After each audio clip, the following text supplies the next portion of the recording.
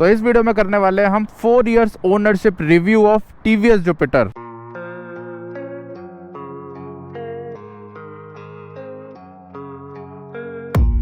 I don't really know what comes next. I'm just doing my best, even though I'm so stressed out.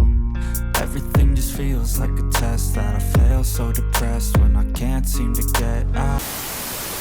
तो स्वागत है आप सभी का एक और नई वीडियो में। इस वीडियो में मैं करने वाला हूं अपनी टीवीएस जुपिटर का ओनरशिप रिव्यू। तो इसे लगभग 4 साल कंप्लीट हो चुके हैं मेरे पास।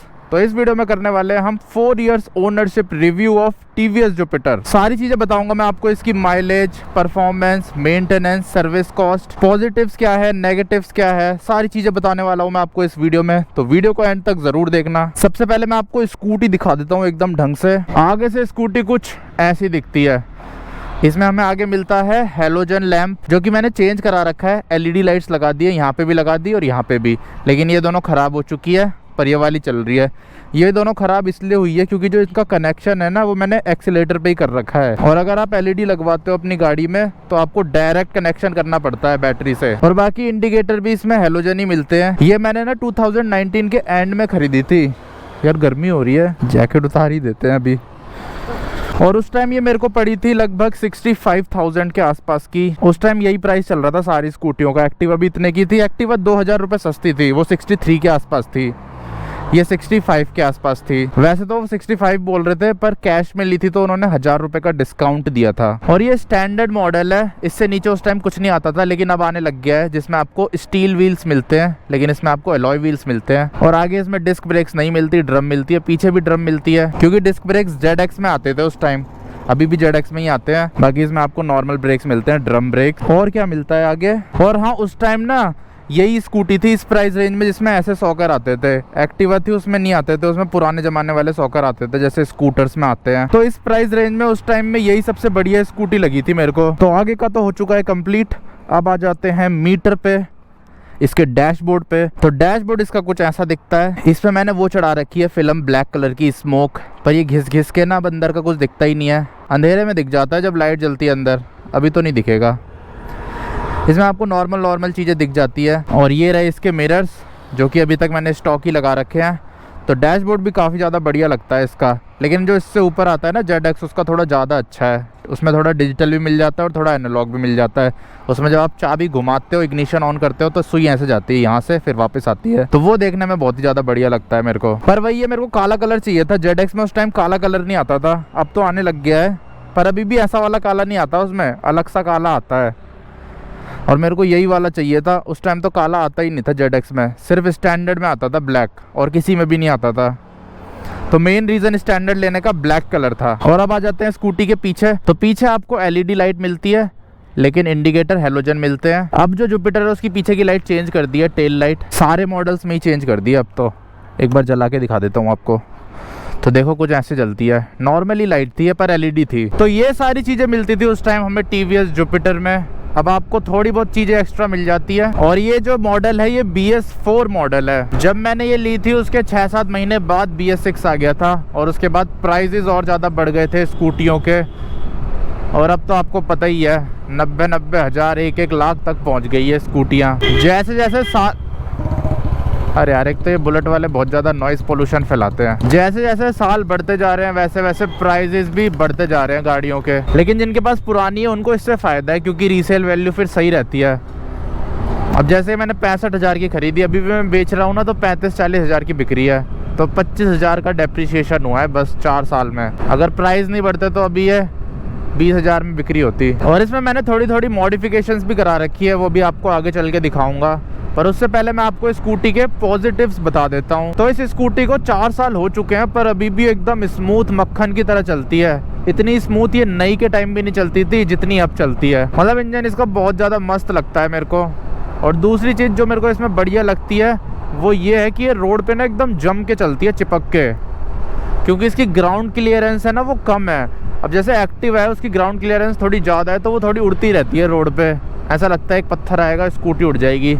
पर इसमें ऐसा नहीं लगता है, रोड पे एकदम जम के चलती है और ब्रेक दबाओगे ना तब भी कॉन्फिडेंस रहता है। और हाँ, ब्रेक से याद आया, इसमें आपको कॉम्बी ब्रेक सिस्टम मिलता है। मेरे ख्याल से जुपिटर वाले SBS बोलते हैं उसे, सिंक ब्रेकिंग सिस्टम। वही है, हर कंपनी अलग अलग बोल देती है, कोई कॉम्बी ब्रेक बोल देती है, कोई सिंक ब्रेक बोल देती है, पर दोनों सेम ही है। इसमें क्या होता है, जब आप पीछे की ब्रेक दबाते हो तो दोनों ब्रेक्स इंगेज हो जाती है, आगे और पीछे दोनों की। लेकिन हाँ, ये कॉम्बी ब्रेक वाला सिस्टम आगे वाली ब्रेक्स में काम नहीं करता, सिर्फ पीछे वाली ब्रेक्स में काम करता है, तो इस चीज़ का ध्यान रखना। और अगली पॉजिटिव चीज़ जो मुझे इसमें लगती है वो है इसकी रिलायबिलिटी। तो रिलायबिलिटी के मामले में तो जुपिटर बहुत ही ज़्यादा मस्त है, और वो मैं इसलिए बोल रहा हूँ क्योंकि इसे मैं कितनी बार लॉन्ग राइड्स पे लेके जा चुका हूँ। बद्रीनाथ, केदारनाथ, मसूरी, धनौल्टी, ऋषिकेश, हरिद्वार, अपने गाँव उत्तराखंड, शिमला, वृंदावन, मतलब बहुत बार ले जा चुका हूँ, लेकिन अभी तक इसमें कोई भी दिक्कत नहीं आई है, कभी रास्ते में ख़राब नहीं हुई है। एकदम मस्त चलती जाती है, चलती जाती है और चलती ही जाती है। तो इसलिए रिलायबिलिटी के मामले में भी स्कूटी बहुत ज़्यादा बढ़िया है। और आने वाले टाइम में मैं और भी इसमें लॉन्ग राइड्स करने वाला हूँ बहुत सारी, तो वो देखने के लिए चैनल पे बने रहें और वीडियोस देखते रहें। अब मैं आपको बताता हूँ इसकी माइलेज। तो माइलेज भी मेरे को अभी के टाइम बहुत ही ज़्यादा मस्त दे रही है।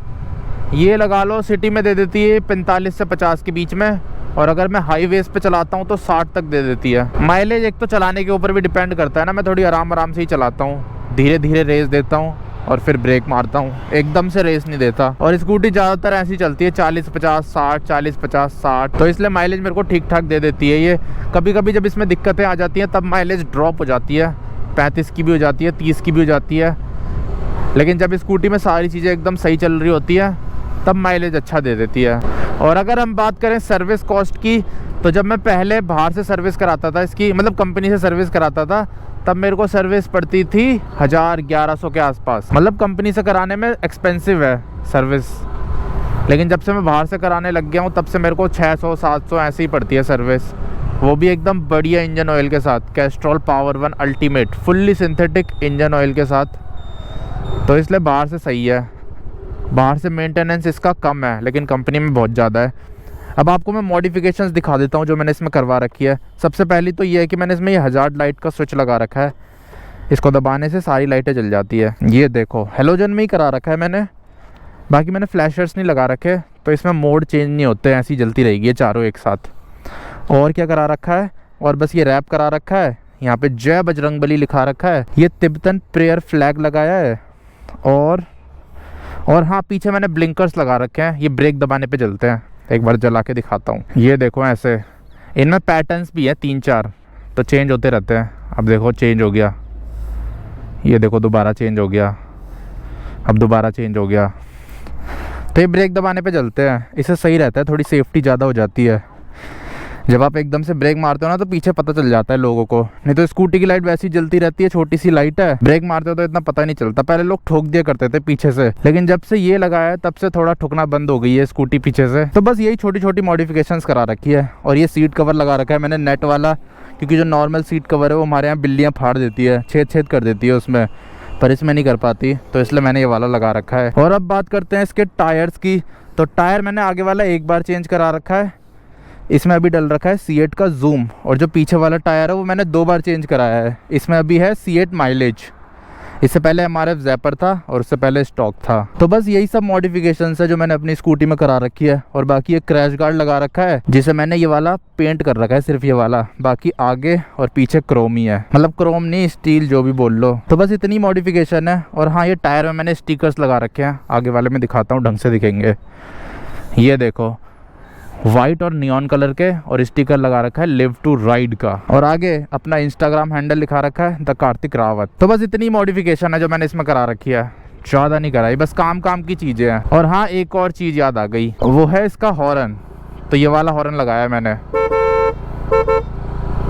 नॉर्मल वाले हॉर्न में ना कोई सुनता ही नहीं था हाईवे पे, पहाड़ों पे, ये वाला थोड़ा सही रहता है, सेफ्टी बढ़ जाती है। और मेरी स्कूटी अभी के टाइम चल रखी है 37,000 प्लस चल रखी है, और आज तक वैसे इसमें मेजर कोई दिक्कत नहीं आई है। इसका एक बार एक्सीडेंट भी हुआ है, मतलब एक्सीडेंट तो क्या हुआ है, घिसी थी रोड पे बहुत ज़्यादा दूर तक, पर स्कूटी को कुछ नहीं हुआ, ना टूटी फूटी। अरे हाँ, वो भी बता देता हूँ आपको मैं कहाँ से घिसी थी। तो ये ना राइट साइड से घिसी थी पूरी, ये पूरा रैप हो रखा है, यहाँ से कलर उड़ रखा है, क्योंकि ये घिस गई थी ना, तो घिस के उसे एकदम फ्लैट किया है, उसके बाद रैप किया है, तो यहाँ से पूरा ये रैप हो रखी है, इधर से पूरी घिस रखी है, ये देखो यहाँ पे रैप भी उतर रहा है। तो वैसे दूर से देखने में पता नहीं चलता। मैं कंपनी से करा रहा था तो कंपनी वाले बोल रहे थे 6,000 रुपये का वो आएगा बिल, उसमें से 3,000 आपको देने पड़ेंगे इंश्योरेंस में, 3,000 इंश्योरेंस वाले देंगे, और ऊपर से स्कूटी मिलेगी 20 दिन में, वो भी पक्का नहीं पता। और 20 दिन में बिना स्कूटी के रह नहीं सकता क्योंकि काम होता है स्कूटी का, ली इसलिए काम के लिए। तो इसलिए मैंने बाहर से अपना रैप कराया 300 रुपये का और मस्त चल रही है अभी तक। और अब मैं नेगेटिव्स बता देता हूँ इसके,